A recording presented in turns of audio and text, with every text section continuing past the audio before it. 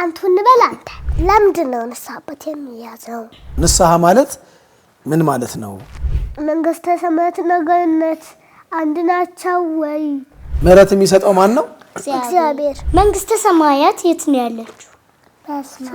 በስመ አብ ወወልድ ወመንፈስ ቅዱስ አሐዱ አምላክ አሜን። ሰላም ሰላም፣ እንደምን ዋላችሁ የሄራን ኤንድ ሶሊያና መንፈሳዊ ተከታታዮች። ዛሬ እንግዲህ ትልቅ እንግዳ ይዘንላችሁ ነው የመጣ ነው። መምህር ስሞትን ከማስተዋወቅ ይጀምሩ። እሺ፣ አመሰግናለሁ። መምህር ሲሳይ አዳነ እባላለሁ።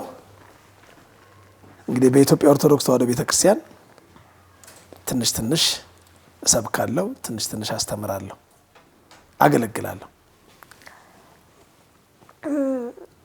በቅድሚያ አንቱን በል አንተ ፈቅጃለሁ፣ አንተ በሉኝ። ወደ ጥያቄያችን ስንገባ መጀመሪያ ቤተ ክርስቲያንም በስመ አብ ብሎ ለምንድን ነው የሚጀመረው? እና አንድ ጣታችንን ከፍ አድርገን ሶስቱን ጣታችንን ለምንድን ነው የምናጥፈው የሚለውን ትንሽ ቢያካፍሉ መምህር። እሺ፣ እንግዲህ አንዱን ጣት ይሄ በልማድ ሌባ ጣት የምትባለዋል፣ ግን ትክክለኛ ስሙ አመልካች ጣት ነው። እሷን ወደ ላይ እናደርግና ሶስቱን ጣታችንን እናጥፍና መስቀል እንሰራለን። መስቀል ከላይ ወደ ታች ከግራ ወደ ቀኝ አይደለ? ወይም የተፊደል የአማርኛው የተፊደል ይመስለው እንደዛ አይደለ? እንደሱ ሰርተን በመስቀል በስመ አብ ወወልድ ወመንፈስ ቅዱስ አሐዱ አምላክ ብለን በአብ ስም በወልድ ስም በመንፈስ ቅዱስ ስም አንድ አምላክ ብለን እንጀምራለን። ለምን? ሁሉንም ነገር በስሙ ስንጀምረው እግዚአብሔር በመካከላችን ስለሚገኝ እግዚአብሔርን በጠራንበት ቦታ ላይ ሁሉ ሊገኝልን እግዚአብሔር ቃል ኪዳን ስለሰጠን ሁሉን ነገር በእግዚአብሔር ስም እንጀምራለን። ደግሞ በእግዚአብሔር ስም የተጀመረ ሁሉ ፍጻሜው መልካም ስለሚሆን ነገሮቻችንን ሁሉ በማን ስም እንጀምራለን? በእግዚአብሔር ስም እንጀምራለን። እና ለዛ ነው ማለት ነው። ገባኝ። ሶሊዬ ደግሞ ሁለተኛ ጥያቄ መጽሐፍ ቅዱስ እየጠቀስኩላችሁ ባስረዳችሁ ደስ ይለኛል። የምታደርጉትን ሁሉ የምትበሉትን፣ የምትጠጡትን፣ የምትለብሱትን ሁሉንም ነገር ለእግዚአብሔር ክብር አድርጉት ይላል። አንደኛ ቆሮንቶስ ምዕራፍ 10 ቁጥር 31 ላይ እንግዲህ የምትበሉ ወይም የምትጠጡ ብትሆኑ ወይም ማናቸውንም ነገር ብታደርጉ ሁሉ ለእግዚአብሔር ክብር አድርጉት ይላል። ለእግዚአብሔር ክብር ደግሞ የምናደርገው ነገሮችን ሁሉ በማን ስም ስንጀምር ነው? በእግዚአብሔር ስም ስንጀምር ነው። ገብቷችኋል? ግልጽ ነው? ግልጽ ያለ ግልጽ ነው? እግዚአብሔር አብስቶ ይግለጽላችሁ። አሜን አሜን። ለምንድን ነው ንስሐ አባት የሚያዘው? ልጆችስ ንስሐ አባት ይዛሉ ወይ የሚለውን ጥያቄ። እሺ፣ ንስሐ አባት የምንይዝበት ምክንያት መጀመሪያ ከቃሉ ንስሐ ማለት ምን ማለት ነው ከሚለው እንነሳና ንስሐ ማለት መጸጸት፣ ጥፋትን ማመን ማለት ነው። ንስሐ ማለት ምን ማለት ነው? መጸጸትና ጥፋትን ማመን ማለት ነው። አሁን ለምሳሌ ያህል ሰው ሆኖ የማይበደል የለም አይደለ? ሰዎች አፈጣጠራችንን እኛ ሰዎች ከምናውቀው በላይ የፈጠረን አምላክ እግዚአብሔር ያውቀናል። ስለዚህ እግዚአብሔር ፍጥረቱን ስለሚያውቅ እኛ ፍጥረቱ የምንበድል ደግሞ በኃጢአት የምንጨማለቅ፣ የምንቆሽሽ፣ የምንረክስ ስለሆንን የቆሸሹ የሚጸዱበት፣ የረከሱ የሚቀደሱበት፣ ከእግዚአብሔር የራቁ ወደ እግዚአብሔር የሚቀርቡበት መንገድ ንስሐ ይባላል። ያ ንስሐ ጸጸቱ የሚነገረው ለንስሐ አባት ነው። ለምንድን ነው ለእግዚአብሔር የማንነግረው ካላችሁ፣ እግዚአብሔር ኃጢአቱን ስንሰራ ያያል አያይም? ያውቃል አያውቅም? ያውቃል አይደለም? ስለዚህ በብሉይ ኪዳንም በሐዲስ ኪዳንም እግዚአብሔር አምላካችን ኃጢአታችንን ለካህናት እግዚአብሔር ስልጣን ለሰጣቸው አባቶች እንድንናዘዝ ይፈልጋል። ከብሉይ ኪዳንም ከሐዲስ ኪዳንም መጽሐፍ ቅዱሳዊ ጥቅስ ልጥቀስላችሁ። እሺ ንስሐ እንድንገባ የተፈለገው ጥፋታችንን ስናምን እግዚአብሔር ይደሰታል። ጥፋታችንን አምነን ተጸጽተን እግዚአብሔርን ይቅር በለን ማረን ስንለው እግዚአብሔር ይቅር ይለናል፣ ይምረናል። ከኛ ዘንድ ስህተት ከእግዚአብሔር ዘንድ ደግሞ ምህረት ይቅርታ አይታጣም። ሰው ሆኖ የማያብስ እንጨት ሆኖ የማይጤስ የለም ይላሉ። አሁን ይህን ለእናንተ በሚገባ ቋንቋ ትንሽ ቋንቋው እንዳይከብዳችሁ ሰው ሆኖ የማይበድል የለም አይደለም ወይ? ደግሞ ከሰው ስህተት ከብረት ዝገት አይታጣም ይላሉ አባቶች። ግልጽ ነው። ስለዚህ ከሰው ስህተት ስለማይጠፋ ንስሐ እግዚአብሔር ለሰው ልጆች ሰጠ። ንስሐ የምንገባው ለካህን ነው። መጽሐፍ ቅዱስ በብሉይ ኪዳንና በሐዲስ ኪዳን ምን እንደሚል ስለ ንስሐ ስለ መናዘዝ እነግራችኋለሁ ማለት ነው። ንስሐ በመጀመሪያ ከብሉይ ኪዳን ልንገራችሁ። መጽሐፈ ኢያሱ ወልደ ነዌ የሚባል የመጽሐፍ ቅዱስ ክፍል አለ። እዛ ላይ ምዕራፍ 7 ቁጥር 19 ላይ ምን ይላል መሰላችሁ? ኢያሱ ካህን ነው። ካህን ለመሆኑ ይኸው እዛው መጽሐፈ ኢያሱ ራሱ ይናገራል። ካህን እንደሆነ ታላቁ ካህን ኢያሱ ይለዋል። ኢያሱ ካህን ስለሆነ ከሙሴ በኋላ እስራኤልን እየመራ ወደ ምድረ ርስት ወደ ከነዓን ስላስገባቸው ኢያሱ ታላቅ ምንድነው? ካህን ነው። ስለዚህ ኢያሱ ካህን ስለሆነ አካን የሚባለውን ምን አለ? በእውነት የእስራኤልን አምላክ እግዚአብሔርን በድያለሁና እንዲህና እንዲህም አድርጌያለሁ ብለህ ተናዘዝ አለው። እየሰማችሁ ነው? እግዚአብሔር ይስማችሁ። አሜን በሉልኝ። ኢያሱ አካንን ልጄ ሆይ ለእስራኤል አምላክ ለእግዚአብሔር ክብር ስጥ፣ ለእርሱም ተናዘዝ፣ ያደረግከውንም ንገረኝ አትሸሽገኝ አለው። ለእግዚአብሔር ተናዘዝ፣ ያደረግከውን ግን ለእኔ ንገረኝ አለው አይደለ? ስለዚህ ኃጢአታችንን ለማን ነው የምንናዘዘው? ለካህን ነው። ለካህን መናገር ለማን መናገር ነው? ለእግዚአብሔር። ለምን? ካህኑ የእግዚአብሔር መልእክተኛ ስለሆነ።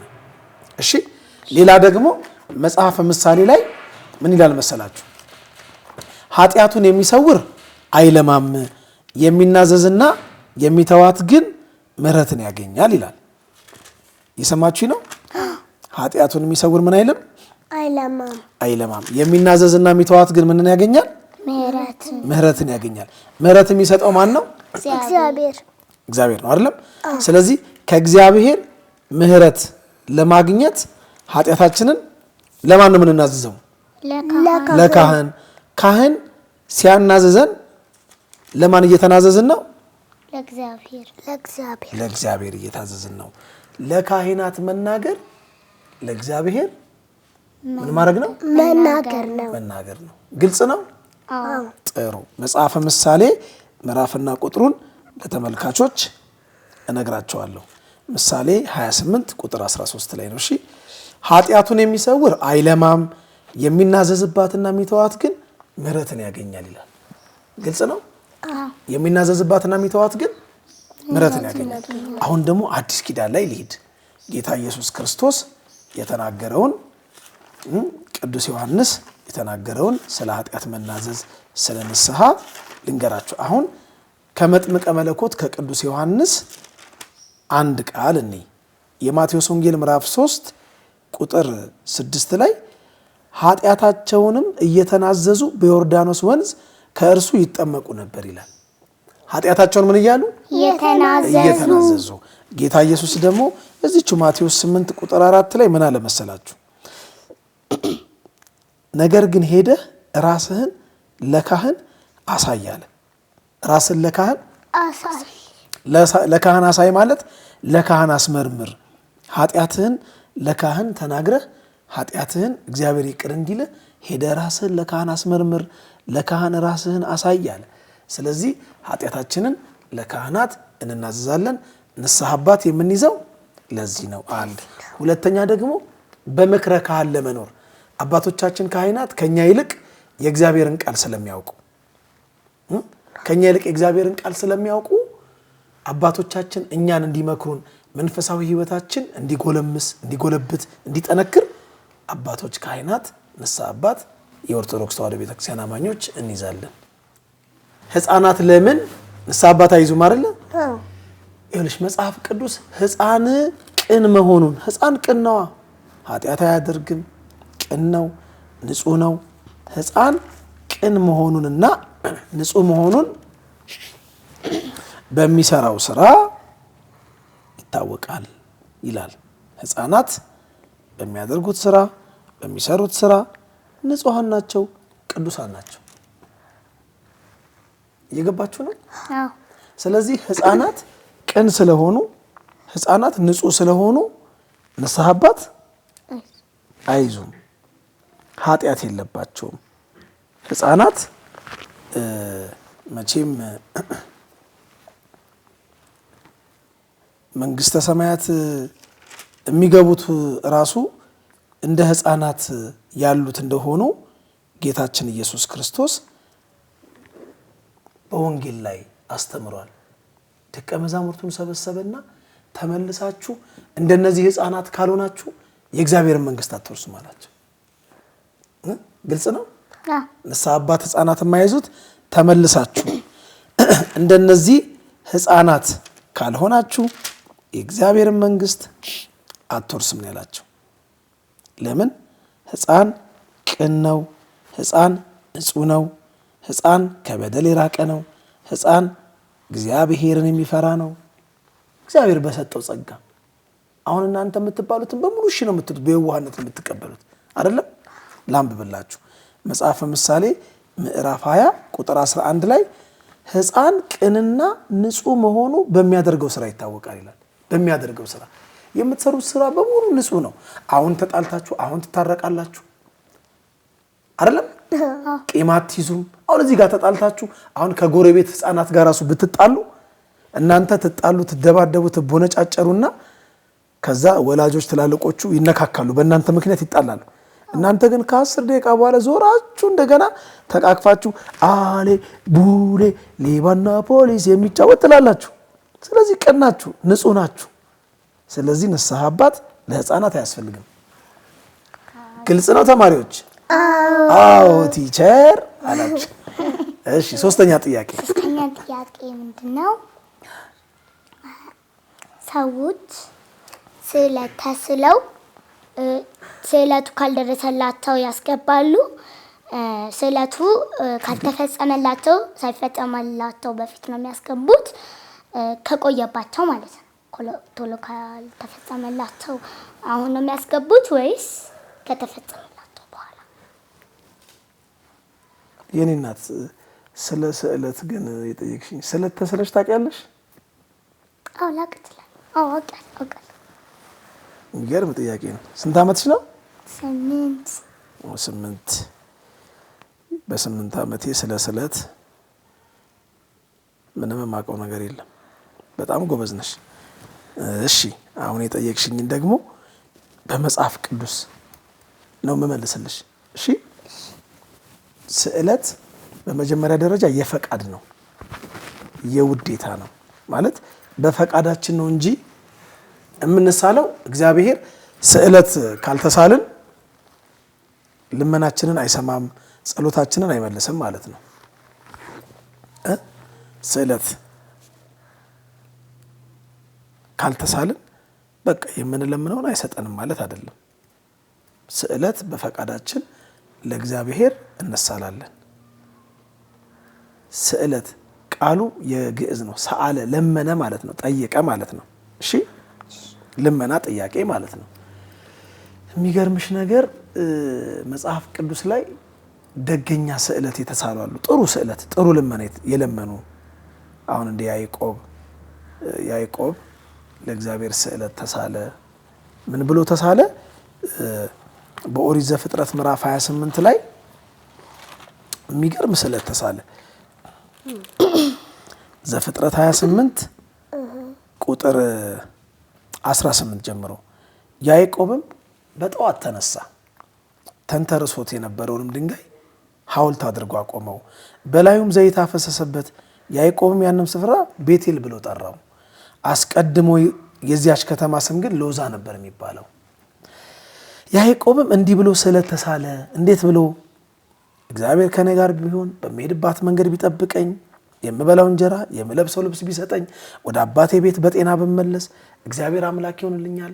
ለሐውልት ያቆምኩትም ይሄ ድንጋይ የእግዚአብሔር ቤት ይሆናል። ከሰጠኝም ሁሉ ለአንተ ከ10 አንድ እሰጥሃለሁ ብሎ ስዕለት ተሳለ። አሁን ይሄ እግዚአብሔር ይሄን ሲያደርግለት ስዕለቱን ይከፍላል፣ ስዕለቱን ይሰጣል ማለት ነው። ግልጽ ነው። ሲሆንለት ግን ያንቺ ጥያቄ ውስጥ አሁን ስዕለት ተስለን ሲሆንልን ነው የምንሰጠው ወይ ሳይሆንልን? አይደለም። ሲደረግልን ነው ሳይደረግልን? ስዕለታችን ሲፈጸምልን ነው ወይ ሳይፈጸምልን ነው? አስቀድመን የተሳልነው ነው የምንከፍለው አይደለም። እሱን ከማየታችን በፊት ይኸውልሽ ሌላ ቦታ ላይ ምን ይላል መሰለሽ? ስዕለት ተስሎ የተሳለው ሳይደርስለት የሚከፍል በእምነት ጎበዝ የሆነ በእምነት የበረታ ሰው በቃ ሳይሳካለት ሳይደረግለት ሳይከናወንለት ሳይፈጸምለት ሳይሆንለት እንደሆነለት በእምነት ተቀብሎ የተሳለውን ይከፍላል። ገባሽ? የሁሉ ሰው ደግሞ እምነት እኩል አይደለም አይደል? በእምነት ደግሞ ትንሽ አነስ የሚል ሰው ደግሞ ስዕለቱ እስኪፈጸምለት ድረስ ይቆይና ስዕለቱ ሲፈጸምለት ያደርጋል። በጣም የሚገርምሽ የተሳልነውን ስዕለት እግዚአብሔር ባይፈጽምልን እንኳ መቀበል ያለብን እንዲህ ብለን ነው። የለመነውን ልመና አለመስጠቱም ስጦታ ነው። እግዚአብሔር ከኛ በላይ ለኛ ያስባል። ስለዚህ የጠየቅነው ጥያቄ የለመነው ልመና የገባነው ስዕለት የገባነው ብጽዓት የማይጠቅመን ስለሆነ እግዚአብሔር ለኛ አስቦ ነው። ለምን እኛ በእኛ እይታ ኬክ ነው ዳቦ ነው ይጣፍጣል ስጠን ስንለው በሱ መለኮታዊ እይታ ሲያዩ ድንጋይ ከሆነ አይሰጠንም። ገባችሁ? አሁን ለኛ አሳ ነው ይጣፍጣል ጌታ ሆይ ስጠን ስንለው በሱ መለኮታዊ እይታው ሲያዩ እባብ ነው የሚነድፈን ጊንጦ ነው የሚነክሰን ከሆነ አይሰጠንም፣ ይጎዳናል። ግልጽ ነው። እግዚአብሔር ተስለን ግን ስዕለታችንን ፈጽሞልን ካልከፈልን መጽሐፍ የሚለውን ልንገራችሁ፣ ቀድሞውኑ ባትሳል ይሻል ነበር ይላል መጽሐፈ መክብብ ምዕራፍ 5 ቁጥር 5። እቺን መያዝ አያቅታችሁ ማለት ምዕራፍም ቁጥሩም አንድ አይነት ነው። መጽሐፈ መክብብ ምዕራፍ ስንት አልኳችሁ? 5 ቁጥር 5 ሁለቱም 5 ነው። እንዲህ ይላል ለእግዚአብሔር ስዕለት በተሳልክ ጊዜ ትፈጽመው ዘንድ አትዘግይ፣ የተሳልከውን ፈጽመው። ተስለህ የማትፈጽም ብትሆን ግን ቀድሞውኑ ባትሳል ይሻላል ይላል። ቀድሞውኑ ምን ባትል ባትሳል ይሻላል ይላል። ስለዚህ ስዕለት ተስለን ስዕለቱ ሲሆንልን እንፈጽማለን። ስዕለቱ ከመፈጸሙ በፊት ደግሞ የምንፈጽም ከሆነ እምነታችን በእግዚአብሔር ላይ ታላቅ ነው ማለት ነው። ትንሽ እየመለስኩላችሁ ነው። አዎ በደንብ እየገባችሁ ነው። እግዚአብሔር ደግሞ የምናገረውን ቃል በልቦናችሁ ሰሌዳ ላይ ያትምላችሁ። አሜን አሜን። ሌላ ጥያቄ ግን ስዕለት ላይ አንድ ነገር ልንገራችሁ። እግዚአብሔር ተስለን አይደለም ወይ ለምን ነው አይደለም ሳንለምነው የሚያስፈልገንን አውቆ የሚያደርግ አምላክ ነው። እሺ ማቴዎስ ምዕራፍ 6 ቁጥር 8 ላይ አባታችሁ ሳትለምኑት የሚያስፈልጋችሁን ያውቃል ይላል። ግልጽ ነው። ስለዚህ አባታችን ሳንለምነው የሚያስፈልገውን አውቆ ያደርግልናል። እኛ ግን ያው ሰው ስለሆንን ስለምንቸኩል የእግዚአብሔርን ካላንደር የእግዚአብሔርን ጊዜ መጠበቅ ያቅተንና ነገሮች በእኛ ጊዜ እንዲፈጸሙ እንለምናለን፣ እንሳላለን። ቅድም እንደነገርከን ኢየሱስ ክርስቶስ በመጽሐፍ ላይ ሕፃናት ወደ እኔ ይመጡ ዘንድ አትከልክሏቸው፣ መንግሥተ ሰማያት ልክ እንደነርሱ ላሉ ናትና ብለህ ነግረህናል። ሰው ሲሞት ቀጥታ ወደ ገነት ወደ መንግሥተ ሰማያት ነው የሚገባው? መንግሥተ ሰማያትና ገነት አንድ ናቸው ወይ? መንግሥተ ሰማያትና ገነት አንድ ናቸው ወይስ ልዩ ናቸው የሚል መሰለኝ ጥያቄሽና እስቲ ላብራራልሽ። በመጀመሪያ ይልሽ ማቴዎስ ምዕራፍ 18 ቁጥር 3 ላይ ጌታ ኢየሱስ ሕፃናትን ጠርቶ በመካከላቸው አቆመና እንዲህ አለ ይላል፣ እውነት እላችኋለሁ ካልተመለሳችሁ እንደ ሕፃናትም ካልሆናችሁ ወደ መንግሥተ ሰማያት ከቶ አትገቡም። አላቸው። አሁን ቅድም ሕፃናት ንጹህ ስለሆኑ ነው ጌታ ኢየሱስ እንደዚህ ያላቸው። ተግባባን? ግልጽ ነው? እሺ አሁን እንደ ሕፃናት ካልሆናችሁ ወደ መንግሥተ ሰማያት አትገቡም ብለናል። መንግሥተ ሰማያት ነው ገነት ነው ሰው ሲሞት የሚገባው? አንድ ሁለተኛ ደግሞ ሕፃናትን ተዋቸው፣ ወደ እኔ መጡ ዘንድ አትከልክሏቸው፣ መንግሥተ ሰማያት እንደነዚህ ላሉት ናትና የሚል ቃልም አለ ማቴዎስ 19 ቁጥር 13 ላይ። ይኸውልሽ አሁን ጥሩ የሰሩ በጎ የሰሩ በሃይማኖት ያሉ በጎ የሰሩ ሁሉ ወደ ገነት ይገባሉ። መጀመሪያ ገነት የቅዱሳን የጻድቃን የንጹሃን ጊዜያዊ ማረፊያ ስፍራ ናት። ጊዜያዊ ማረፊያ ስፍራ ናት። ከዛ በኋላ በፍርድ ቀን ገነት ያሉት ወደ መንግሥተ ሰማያት ይሸጋገራሉ። መንግሥተ ሰማያት ደግሞ ለዘላለም ከአምላካችን ከእግዚአብሔር ጋር በሐሴት በደስታ በፍስሐ የምንኖርባት ዘላለማዊ ቤታችን ናት። አሁን ሰው ሲሞት እኛ ሞት የምንለውን እግዚአብሔር ሲያንቀላፋ ይለዋል። ለምን? ያንቀላፋ ሰው የተኛ ሰው ሳይነቃ አይቀርም አይደል? አዎ እኛ ደግሞ ሞት የምንለውን ጌታ እንቅልፍ የሚለው የሞቱት ሁሉ ይነሳሉ። ከሞት በኋላ ትንሣኤ አለ። ከመቃብር በኋላ የዘላለም ሕይወት የዘላለም ሞት አለ። ስለዚህ በጎ ያደረጉ መልካም ያደረጉ ሁሉ ወደ ገነት ነው የሚገቡት መጀመሪያ። ከዛ ገነት ያሉት በፍርድ ቀን ወደ መንግሥተ ሰማያት ይሄዳሉ። እሺ ግልጽ ነው? እሺ አሁን ጥያቄ ልቀጥል። ምን መሰለህ ማለት ያልገባኝ ጥያቄ እኔ ላይ ሰዎች ወደ መንግሥተ ሰማያት ሲሄዱ ነፍሳቸው ብቻ ነው የሚሄደው ወይስ መሬት ላይ ነው የሚቆዩት? ነፍሳቸው ብቻ ነው የሚሄደው ወይስ መሬት ላይ ነው የሚቆዩት? እስቲ መጽሐፍ ቅዱሱ ምን ይላል መሰለሽ? አሁን የኦርቶዶክስ ተዋሕዶ ቤተክርስቲያን የሚገርማችሁ አስተምህሮቷ በሙሉ መጽሐፍ ቅዱሳዊ ነው። እየገባችሁ ነው? ይሄ ምዕራፍ አንደኛ ቆሮንቶስ ምዕራፍ 15 ከሞት በኋላ ስላለው ሕይወት ስለ ትንሣኤ ሙታን ነው የሚያወራው። ምን ይላል መሰለሽ? ነገር ግን ወንድሞቼ ሆይ ይህን እላለሁ ስጋና ደም የእግዚአብሔርን መንግሥት ሊወርሱ አይችልም ይላል። ይሄ ስጋና ደም የእግዚአብሔርን መንግሥት ሊወርሱ አይችልም፣ የሚበሰብሰውም የማይበሰብሰውን አይወርስም ይላል። ይሄ ስጋችን በመቃብር ይዘራል፣ ይበሰብሳል። እነሆ ግን አንድ ሚስጥር ነግራችኋል ይልና ሁላችን አናንቀላፋም። ቅድም እኛ ሞት የምንለውን እግዚአብሔር ምን ይለዋል?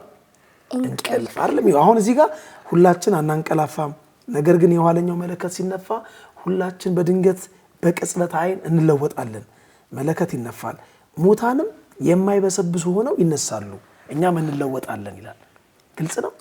እንለወጣለን። መለከት ይነፋል፣ እንነሳለን። ያኔ ይህ የሚበሰብሰው የማይበሰብሰው ሊለብስ፣ ይህም የሚሞተው የማይሞተው ሊለብስ ይገባዋልና፣ ዳሩ ግን የሚበሰብሰው የማይበሰብሰውን ሲለብስ፣ ይህም የሚሞተው የማይሞተውን ሲለብስ፣ በዚያን ጊዜ ሞት ድል በመነሳት ተዋጠ ተብሎ የተጻፈው ቃል ይፈጸማል። ስለዚህ የማይሞት አካል እግዚአብሔር ያለብሰናል። መጀመሪያም ከምድር አፈር ላይ ያበጀን አይደለም? ሲያበጀን እኮ የሚሞት ስጋን ነበር የሚፈጠረልን። ዕፀ በለስ አዳምና ሔዋን ሲበሉ ያ የማይሞተው ስጋ የሚሞት ሆነ፣ ሞት ተፈረደበት አይደለም? አሁን ደግሞ ይሄ የሚሞተው ስጋ የማይሞት ሆኖ እግዚአብሔር ያስነሳዋል፣ እሱ በሚያውቀው አካል ማለት ነው። ግልጽ ነው? ከዛ በኋላ ወደ ፍርድ ይሄዳሉ።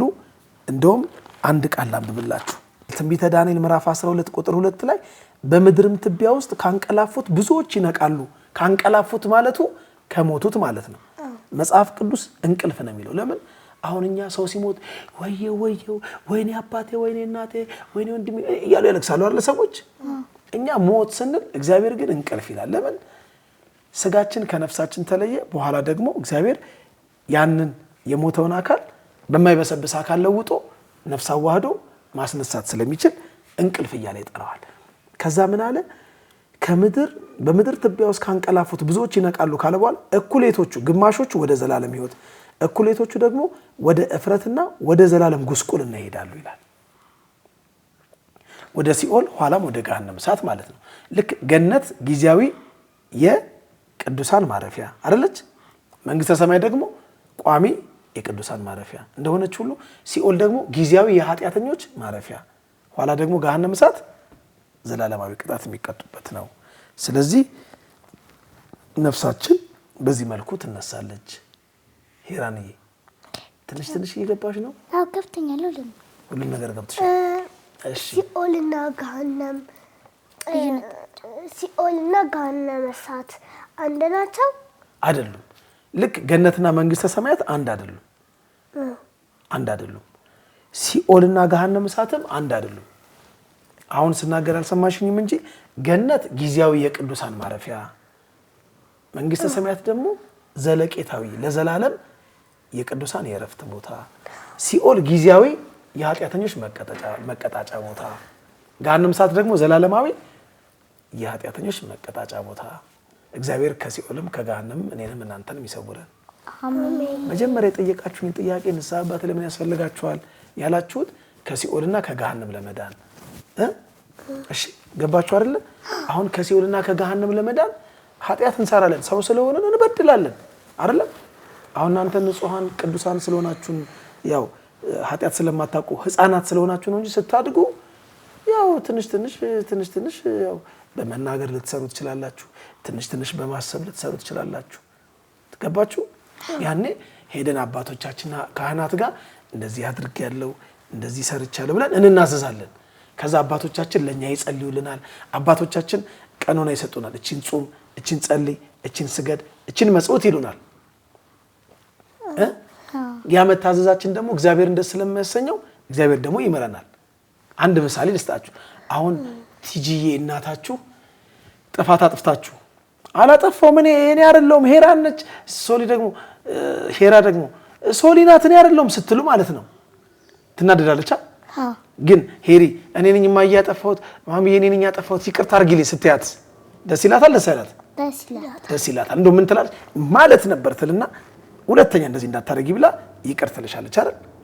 አው ልክ እንደዚህ እግዚአብሔርም አሁን ጥፋት አጥፈን አላጠፋንም እኔ አይደለሁም ምክንያት ስናበዛ ደስ አይለውም። እሱ ከአባትም በላይ አባት ከእናትም በላይ እናት ስለሆነ ገባሽ?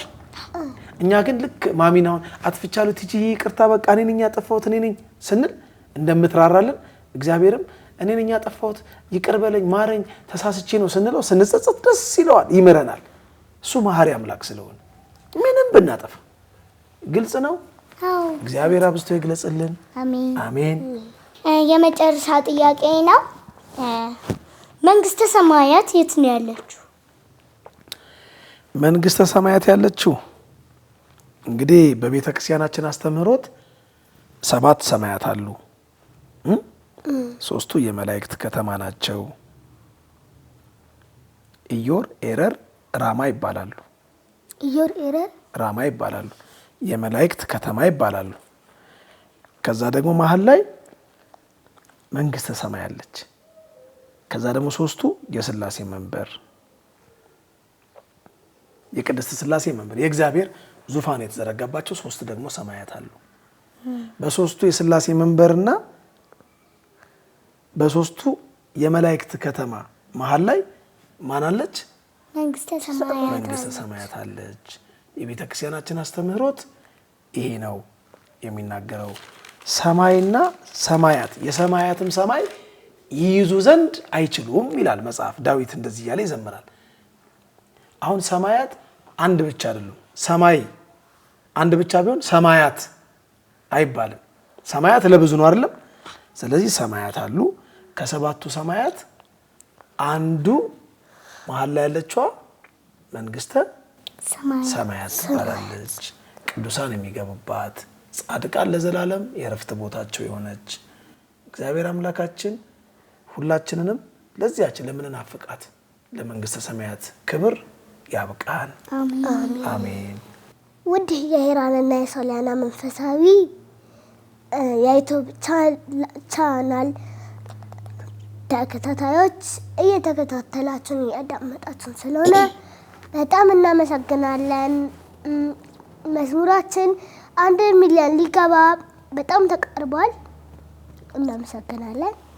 እኔ ደግሞ ትንሽ አዝማችሁን ልበልላችሁና ቪዲዮአችንን እንዘጋለን ማለት ነው።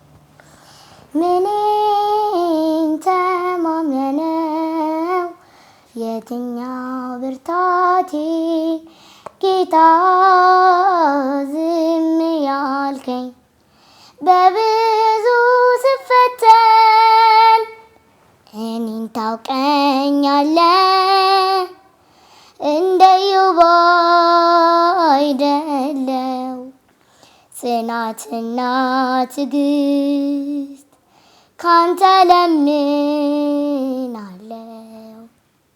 መምህር ጥያቄዎቻችንን ስለመለሱልን እናመሰግናለን። እኔም በጣም አመሰግናለሁ። እደጉልኝ። እግዚአብሔር በጸጋ በሞገስ ያሳድጋችሁ። አሜን። በጣም እንወዳቸዋለን ውዶቼ። ይሄን ይመስል ነበር እስካሁን ድረስ የነበረን ፕሮግራም። በሚቀጥለው ደግሞ እንገናኛለን ሌላ ሀሳብ ይዘንላችሁ።